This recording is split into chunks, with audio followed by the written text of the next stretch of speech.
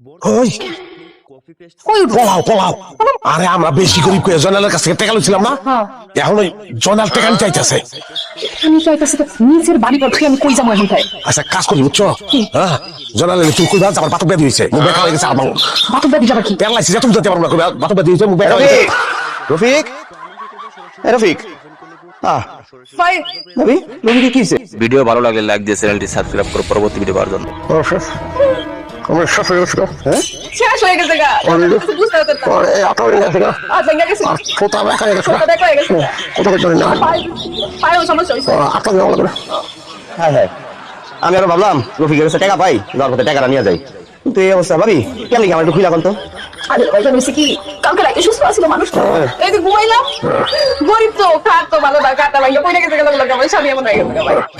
তো ভাবি ডাক্তার কাছে নিয়ে যান নাই নাই গো নিমকে মইছে বাড়ির মধ্যে হইতাছে টাকা আমরা গরিব লোক টাকা নাই টাকা পাবে আমার বন্ধু চিকিৎসা না এটা তো হইতে পারে না হ্যাঁ দাঁড়াও কি কয় টাকা নাই মানে এলো নবী